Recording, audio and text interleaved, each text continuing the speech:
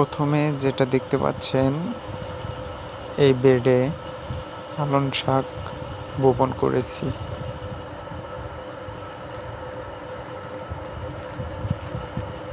তারপর যে ছোট্ট বেডটি দেখতে পাচ্ছেন, এটাতে রসুন বপন করেছি। তারপর বেডে 3টি মরিচের চারা রোপণ করেছি। তারপর এখানে কিছুদিন আগে আদা রোপণ করেছি। এটা হচ্ছে লেবুর গাছ, আর পাশে একটি কলা গাছ রয়েছে। আর এখানে পেঁপের চারা লাগিয়েছি। পেঁপের চারার উপরে ধনিয়া পাতা বপন করে দিয়েছি। আর এইটাতে হচ্ছে আমাদের গ্রাম্য ভাষায় বলে শৈলিয়া পাতা বপন করেছি।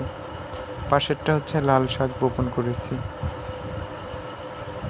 আর সাইডে এখানেই লাউ গাছ, লাউয়ের বীজ বপন করেছি। আর পাশে এখানে আমার অনেক যত্নে নেওয়া 2টি মরিচ গাছ।